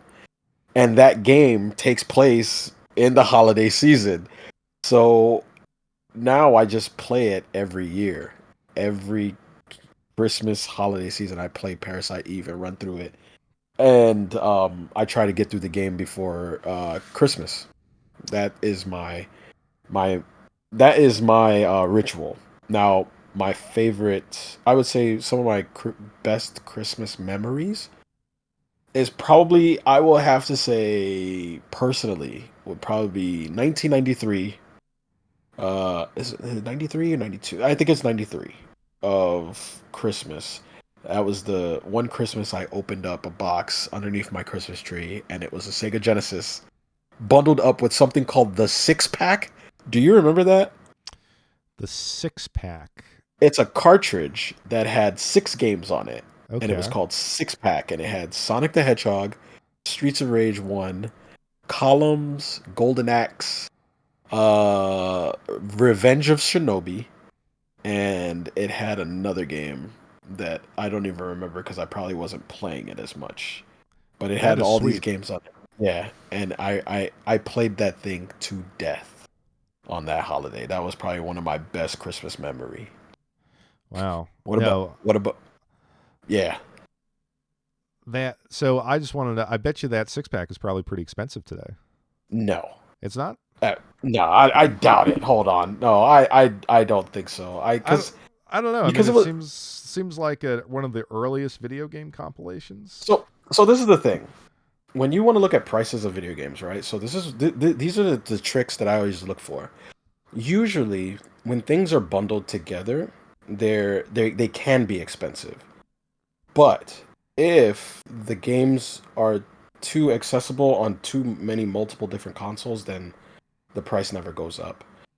So like you can get those exact same games on different Genesis collections on like PlayStation 3, PlayStation 2, Xbox. It's everywhere. But I'll check really quick, but I don't think it's worth Yeah, anything. I'm Let's, not seeing it, but I just my excitement's like, oh, that was a great gift. To no, have all. it was great. It was great. I loved it. So my Christmas memories, I'll give you. I mean, as far twelve as dollars. $12. Okay, well, $12. 6-year-old me was excited by that, but Uh, so for me, I mean, as far as a ritual goes, I don't have any kind of like specific ritual like Parasite Eve, but I mhm. do always ask for a video game. And luckily my wife will always give me one or two video games. And Okay. it's just Christmas morning, got no place to go, nothing to do, just a relaxed day. And after we open gifts, I'll just sit down and I'll play whatever game that I get, and it takes me back to my childhood of like opening up that awesome new game. Yeah. And, and last year it was that I'm blanking on it, that super side scrolling, like I think it's called Ninja Warriors. It was that 3 or 4 Oh, screen game back in the arcades, and the yeah. Switch version. Hmm. Great game, great remake. I played through that. So that's and there's always whatever I get, that's what I play through that day. So that's my ritual memories. I'll give you one good one funny one. So when I was probably like 1989, and I was going to get my first Nintendo. I had asked for it. I had written to Santa and asked him for that NES. And then I happened to be, for whatever reason, in my parents' closet, and I saw the Toys R Us bag, and through the bag I could see that it was the NES. I think it was called the Power Set with the Power Pad. Oh, yeah. I remember that. And I'm like, well, I guess I'm upset that Santa isn't real, but screw him. I've got an NES. So and every day I came home from school, and my parents would be working. So I was one of those like latchkey kids. So no one could stop me. I would go in there, I'd open their closet door, and I'd just stare at that bag. You know, 5-10 minutes, like thinking about what Christmas could be. Finally got it, opened it up, and it was, just the greatest Christmas. Fast forward a couple of years, and I want to do an episode on this. Mhm. My memories of the TurboGrafx 16. So Ooh, okay. after I got my NES, kids get bored with things, and new consoles are coming out, and I want to join the 16-bit generation. I've got three choices: the Sega Genesis, the Super NES, and the TurboGrafx Graphics. 16. Yep. And I said to myself, well, hold on a minute. The TurboGrafx has turbo graphics. Those other two consoles aren't saying that. I'm going to go with that. And my parents were like, "Are you sure about that? Because you got one shot at this. You can't turn around in January and be like, I want the other ones." And I'm like, "No, guys, this has turbo graphics." So Christmas morning comes around. I'm so excited. I open it up. My parents set it up for me, and I pop in the pack-in game, Keith Courage and Alpha Zones, and I'm excited. Like, oh, Mario was 8-bit. Keith Courage is 16-bit. Clicked it on, started playing, and said, "What the hell is this?" this that was not the way to sell that console. I don't know if you've ever played I've that game. I, I've played Keith Courage. I have. I have. And as at that moment, I was like, "What did I just do?" Yeah. And the second Yeah. game was Legendary Axe, which a lot of people like. I L- didn't. L- Legendary Axe is a good game. Yeah, I didn't care for it at the time. And I Yeah. think the third thing I had was the original Bonk's Adventure, That one's a and good one too. that was like, okay, at least I've got that. Yeah. So those So are, you were a Turbo Graphics kid. yes. I knew zero kids growing up that had a Turbo Graphics. I didn't know any. I You yeah, I don't know. Like I said, it was one of those things. We went to a mall, and remember. I mean, were you on the? Are you on the East Coast, right? Yeah, yeah. So did you remember a store called? I think it was called Babbage's. Yes. I do Yeah. remember Babbage's. So and they had a Babbage's in kind of like this upscale mall, um, close to where we lived, and I went in there, and I was like, oh, Turbo Graphics. Dad, look at that. That's got turbo graphics, and that's literally how I made my choice. The cool looking kid, like, blown away by what he was looking at on the box, and I wanted to be that kid. And Yeah. I soon realized that, yeah, this was not the right choice. So, Turbo Graphics had it rough. Apparently, they had it yeah, rough. and it was funny because I at a certain point I kind of convinced my parents to be like, can I just get the Genesis? And so they were like, well, we have this family friend and they've got two kids, and wouldn't it be nice for Christmas if you just gave them your TurboGrafx? You're not using it anymore. So I said, okay, because I wanted the Genesis. So we gave this family TurboGrafx, complete in box, and all my games complete in box. Here you go. And I never saw it again. Wow. And You, I really regret that. I mean, Turbo Graphics for a kid then was probably a bad console, but I mean, when you look at it now, it's like the most wanted console amongst collectors now. Yeah, Because all well, I'm I'm actually saying it wrong. It's really not I don't think it's the Turbo Graphics everyone wants. I think it's more of like the PC Engine that everyone wants because all the games are really good. And I think here in the States, we missed out on a lot of those good games we never got because it was all locked on the PC Engine. yeah. I mean, if they wanted to succeed, all you had to do was bring those top games over here, Hmm. and they would have had a fighting chance. But for whatever reason, they just, the games that they released here felt like second tier, knockoff games. The Yeah. sports games didn't have, the licensed teams. Hmm. I mean, think about, the Street Fighter game that they released for the PC Engine. That was actually a very serviceable port of Street Fighter 2. Yeah, it wasn't bad. Why not bring that out over here? It's still angry about that. But the killer is 20, 30 years later, my parents are still friends with these people. So I said, they were going over there for dinner or something. I'm like, you know what? Ask them if they have that TurboGrafx. Their kids are out of the house now, and I think they were moving, so they were trying to clear stuff out. So they were like, "Oh yeah, we have it in the basement. We're a little crazy tonight. We'll give it to you next week. We just have to go down and grab it." And then they probably went on eBay and saw what it was all worth, and they were like, "Turns out we lost it." Yeah, we don't have it anymore. Yeah. That's my Uh, but I want to do an episode on my channel on the TurboGrafx 16 because I am apparently going to get the Analog Duo console, and they said that they're shipping it out, and we'll have it before Christmas. Congratulations.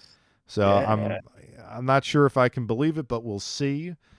And I have been buying a lot of PC Engine games, at least the ones that I can afford, and I'm just going to have a kind of PC Engine TurboGrafx Christmas if in fact this thing shows up.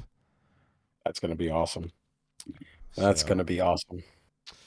yeah, so I thought what we would do for our last segment is, we're all about import gaming, Yep, and in the event that people are listening to this and they're not into import gaming already, or they want to do more of it, um, looking ahead to 2024, what do you think are the best systems to import for? well, for 2024, to be completely honest, it's the Switch is still top of the line right now because Yep. you're getting so many. I I kind of hate to admit it, but it's true. The Switch is catering to everyone right now. It's catering to modern day. It's catering to old school gamers. It's catering to shmup fans. It even caters to people who love the PlayStation Vita. Um, it the Switch right now is the console to collect for right now. Um, now, if we're discussing about collecting for a console that was super expensive, or you're afraid it's gonna go up in price, I would say now is the time to start collecting for the PlayStation 3. Also, Yeah. uh, PlayStation 3 is starting to creep because a lot of games on there are that were there. Okay, let me backtrack and say that differently. There are a lot of games that are on the PlayStation 3 that were hailed as very, very bad games that are gems today. I mean, we spoke about it on on the last episode. We were talking about Lollipop Chainsaw. Yeah. Um, Lollipop Chainsaw was a game that no one cared about, that no one looked at. It was, what did you say? It was like $15 at some point. Yeah, I always saw it and I was just like, not for me, but obviously it should have been for me. I think that game is definitely up your alley. It's a really neat arcade hack and slash kind of game, but that is one of those games, and I would tell anyone is those are the games you want to keep your eyes on. Is like any game that looks different and not the norm. Those are usually the ones you want to buy up. Like I remember I bought a game that my friends thought I was crazy for buying. It was three of them. I bought, and I think I bought these games on the same day. There was a game called Rhythm Heaven Fever on the Nintendo Wii. I bought that. I bought another game called The Munchables and another game called Tornado Outbreak on the PlayStation 3. Uh, I only bought those games because it looked quirky, and then when I actually played them, they're fantastic. Munchables and Tornado Outbreak is like a cartoonish take on. Have you ever heard of a game called Katamari Damacy? Oh yeah, classic. Yeah, that's the game when you basically play as the little prince. You have to roll the ball, make it bigger, and then you start picking up buildings and Yeah. whatnot. Think about that same game mechanic, but it's in these two games. These two games look so unique in their own that I don't think they'll ever be remade. They like no one asks for these games. And I think those two games are unique enough to that they're probably gonna spike in price. I think when I bought Tornado Outbreak and Munchables, they were $3 a piece. I don't know how much what Tornado Outbreak is now or Munchables, but um I know that you can. I know Munchables is on the Wii, is on the Nintendo Wii, and the reason why said those the Wii is because I think that's another console that a lot of people just write off that has sleeper gems on it. Um, if I would say, Yeah, but I'm looking at Tornado Outbreak right now. It's about looks like it's being listed for between $60 and $75. oh wow, You got it it's for up there. three? That's I got it for awesome. $3. I'll tell you another PlayStation 3 game that I'm kicking myself for not buying. It was a game called like Africa with a K, and it was Oh a yeah, Safari, and I saw that, and I think it was Japanese exclusive for a while, but then they released a U.S. version of it, oh yeah. and oh god, I always put that one off, and I'm seeing that's like $200 now. Let another one that is a really good one. I'm trying. I'm trying to see if I can spot it on my list because I don't really remember the name. But there was a PlayStation 3 game called it was like a it was a PlayStation 3 game that has three games on it. One of them was called Fat Princess and it Oh had another game. yes, But there is one game on there that you will never see again and it's only available on this disc and it's I forgot what it's called. I think it's called Tokyo Jungle. I think that's the game. Tokyo Jungle is is one of those PlayStation 3 games that I feel like people should keep their eye on. Wow, this person's selling it for $119. Never yeah, I mind. remember that. I remember with the Okay, yeah, animals. okay. Yeah. So I found it. So it's called The Best of the PlayStation Network, Volume 1. And It has like these four weird games on it. One of them is Fat Princess, but I bought it. I bought that disc because it had Tokyo Jungle on it. Tokyo Jungle is a game where you basically it's like a game where all human life is extinct and you get to play as animals that have to survive in the wild. So you get to play as like a lion or a rabid dog or something like that. I was like, oh, that's unique. I'll just buy that. And but it's so unique. There's no other game like it that I guess that's why it's calling for this price. Like I see $120, $130. Yeah, I knew this thing was gonna be a gem because it has four different games on it, and that game seemed like a game that would never get redone. But I would tell people, I think to 2024, start looking at the Wii.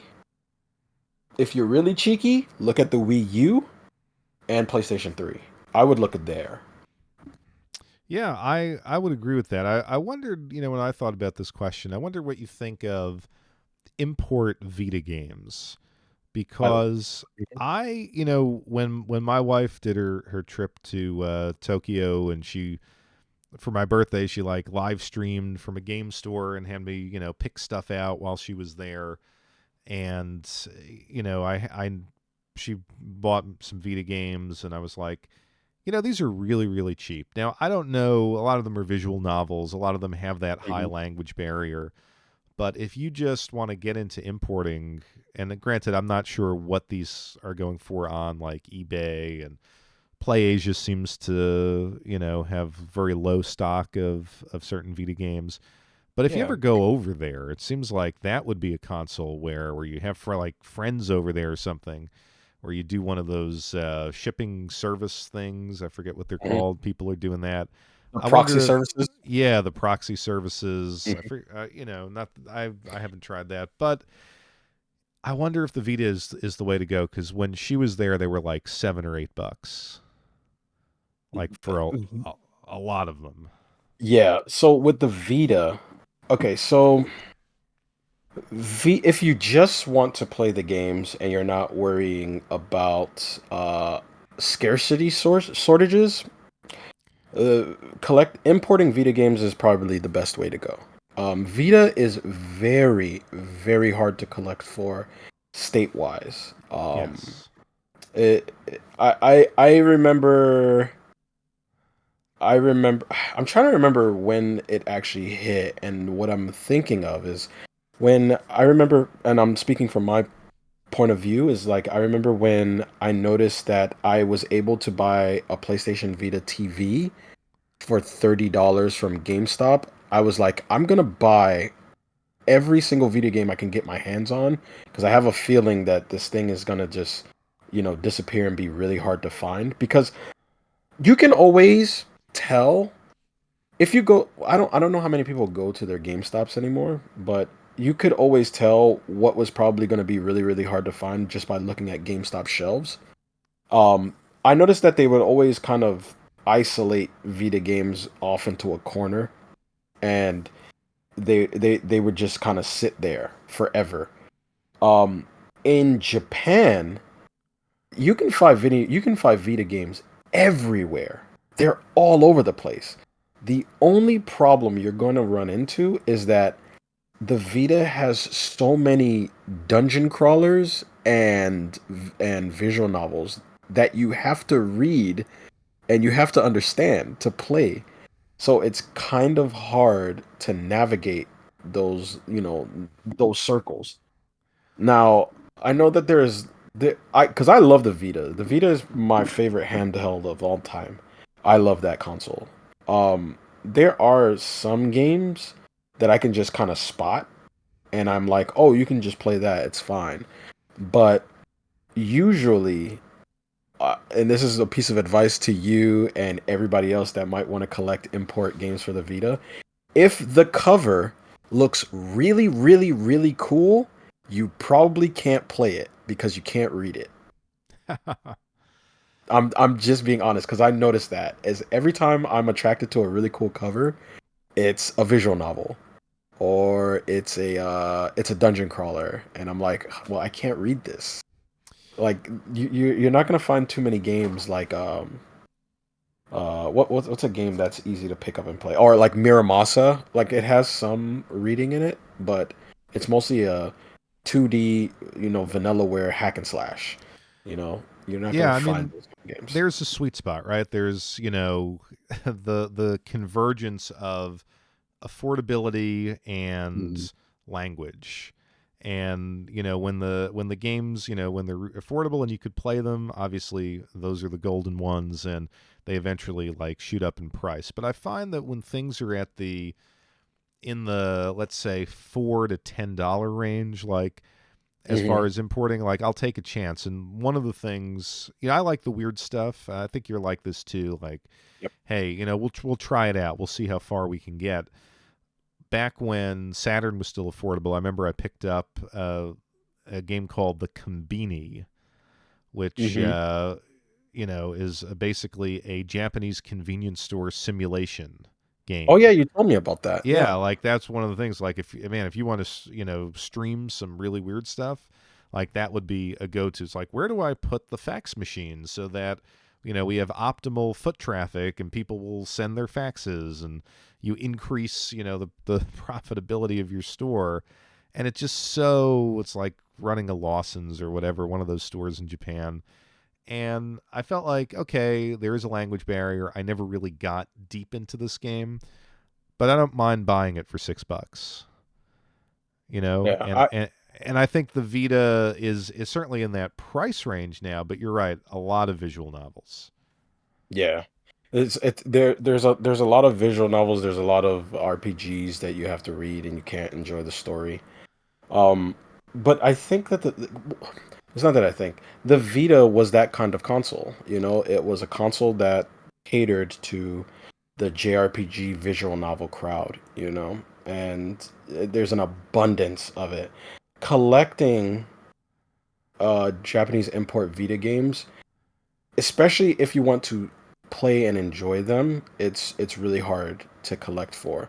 Now, if you're like a collector because oh, I want to collect this version of that game because I have the English version, then I would probably be more inclined to be like, yeah, you can just go ahead and grab that. But it's really hard to collect for the Vita in Japan. But I still do it from time to time. I will not lie. I'm actually on one of my favorite websites, and I'm looking at Vita games right now, and I just spotted like 3 games. I know I can't read, but I need those games. Yeah, yeah. I mean, that's the thing. Like, you can go down like the eBay rabbit hole, and you can find things that I want to give it a shot. Um, a couple of ones that I think worked out for me was the Persona Dancing All Night games. Oh yeah, yeah, So the they rhythm are game. very expensive, Are they? For the US versions. Yeah. Oh yeah. So for the so I just picked up the Japanese versions, and like, yeah, it's a rhythm game, and there is a fair bit of reading, but you can kind of skip through that and you could play the actual game.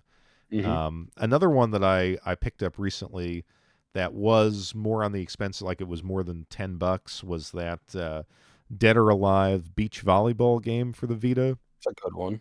Yep. And I've never played it, and I know there was like some kind of controversy about it when it came out, but I was like, I bet you I could probably play that. Hmm. You know, Yeah, that's a pretty simple game too. That's one of those games that I'm talking about where you can just kind of pick it up, not worry about the story, and you can just play through it. But yeah, Vita games in Japan are super cheap. I've already got 6 games in my cart already, and it's only about $40. yeah. It's Well, see, it's tempting. It's tempting. you you know, I might be doing the same thing tonight. And I think the other thing that we should say to people too is like, import, and you touched on this in one of your videos recently. Like, life's getting expensive. Inflation is bearing down on us. But you don't always have to import like the super limited edition stuff, and like Amazon Japan. You're paying very high shipping fees, stuff like that. I think import gaming is also a mentality, and with Steam today really releasing a lot of niche titles that previously would have been imports, I Mhm. think you can kind of get into the scene still pretty cheaply if you go that route. And then, of course, if you're gonna emulate, and you're gonna go to emulate a lot of this Japanese stuff that never came out here, I consider that import gaming as well in a way. Like Yeah, you're appreciating the genre, you're appreciating the art form, even if you're not paying top dollar to bring that stuff into the United States. yeah, I definitely agree. I would definitely tell anyone that, before you start importing uh any game, especially on the Vita, I would definitely tell anyone do their due diligence of searching if this is going to be something that they want to play, because a lot of the times it trying to send something back is a hassle. So just work through that. Yes, yes. Yeah, I mean I've had some stinkers, games that I was just, why did I buy this? Like back in the when I was buying for the Saturn, those like horse racing games, like, oh, there's so many of these, let me try one. And I'm like, oh yeah, this sucks. And there's a huge language barrier. Like theoretically, like a horse breeding RPG should be fun, but it didn't work out in Yeah. practice. But yeah, I mean the barrier to entry is not as high as we talked about this last episode. Like when you would go to the back of an electronic gaming monthly, and you would see those like import companies, and it was so super expensive. Like you can get into Mhm. it now, but your point is well taken. Research what you're buying, and make sure it's something that you will enjoy. Yeah, because I can't even tell you how many times I've failed at importing in the beginning, and I ended up with a bunch of just games where I'm just like, why? Like exactly what you said, why? So do the research first. But Definitely. I did give you guys a trick. If the cover looks way too cool, most of the time, you probably can't read anything in I will second that. And, it. and now we're going to make a very awkward transition, because we just talked about, well, hey, it's importing. The barrier to entry is low, and you can just, go on Steam. But now we're going to do, it came from Japan, where we've actually imported a lot of stuff, and we're going to talk. We're going to Yay! talk. So listen, everything I said was true, but it is still fun to get that package, and it Of is still course. it is still fun to kind of feel like you're getting something. You have something, in your hand that is part of the hobby that you love, but no one else has it. I think that's the thrill of import gaming. Yep. So, Jay, what did you pick up? What came Uh, in your mailbox from Japan recently? so basically the first two things that I talked about earlier in the podcast, those are the first. There was a third one, but I was saving it. I did get the Devil Engine from Japan, and I also got the Gensou SkyDrift. I told you about those two. But there was a little special treat that I had pre-ordered, tucked away really nice. And I pre-ordered this. And it is Espgaluda 2. This is a classic cave shooter from what year is this? I think this is 1999, I think, or Sounds it right. might be, yeah, 1999 Espgaluda, and it's a vertical shmup, kind of like reminiscent to. It's by the same team that did Dodonpachi, Mushiyami Sama Futari, and all those guys that did Esperade and all that. And I didn't even open it yet because I was waiting. So after the podcast, I'll just kind of play and get my joystick ready and all that stuff. Fun note though, which is really cool, is I had to do some research on this. I noticed that the limited, because I did buy the limited edition because I'm insane. The limited edition that I bought has this word at the top called Super Deluxe, and I researched this. Super Deluxe is a company is limited run games, but in Japan, it they I guess they opened up or made like a deal with another Japanese company, and they created this imprint called Super Deluxe. So they're making games there now too. So there you Yeah, go. I got the Dodonpachi Super Deluxe Oh, that's release. right. Yeah. That's right. So I mean, Espgaluda is a just a classic. I mean, it's such a good game. I I think I have it for the the Xbox 360 version. I remember Oh, they nice. they came out like I had it on my iPod Touch back in like 2009, 2010. Hmm. They released a version for that. It is yeah, it is one of the classics. Congratulations on that one. Yes. Thank you. Thank you. That I think that's pretty much it. Well, these last two games, they're imports, but they didn't come from Japan. But I figure I'd talk about them really quick, and then we can move on to yours because I think I'm pretty much done here. But I did get two more Evercade carts from Europe. And one of the Evercade carts has a Switch game on it. And it's a game called Demons of Asterborg. And I actually tried that out. And it's like a 16-bit side-scrolling action adventure game. Kind of like I wouldn't say Strider, but it reminds me of like a more stiffer version of like Well, I don't want to say stiffer. It's kind of like stiff like Castlevania almost. Hmm. Um, but I got that Evercade cart, which comes with two games on each, which is Demons of Asterborg, and it comes with another game called Astro Bros. And the other Evercade cart has a game called Good Boy Galaxy and Witch and Wiz, which I haven't played yet. So those are my last two. Sweet. But what about you? What did you get from Japan? So I'm gonna step away from games themselves and talk about two items that I got, which are two collectibles. One that I just discovered, and one that I've always wanted. The first one is kind of a minor thing. Hmm. It is like an acrylic, not so much a poster, but I don't know if you've seen these things. Like my wife brought a couple of them home. They almost look like anime cells, but they're like an acrylic like plastic, and you can mount Yeah, them and acrylic put them. figurines. Yeah, something like that. So this Yeah. was an acrylic Kamurocho gate from Yakuza. So like Oh especially in the wow. early games, they would have the shot of like the red gate to the pleasure district, and Kiryu would walk through it. So they did like an acrylic, version of that. And I thought it would look perfect next to my Kiryu statue or figure that I picked up from Figma Very nice. a number of years ago. And because I love those games, I'm always on the lookout for unique collectibles from the series, and there are not that many. So I think this probably might have been included in some special edition in Japan, or maybe it was from like I don't know, a promotional campaign that they did somewhere. But it looks cool. It's right on my Vulix arcade stick in the game room with a Nice. spotlight on it. So happy about that. And then I like to collect art books, especially Japanese art books for video game series that meant something to me. Mm. And the Newtype magazine, the great anime magazine Yeah.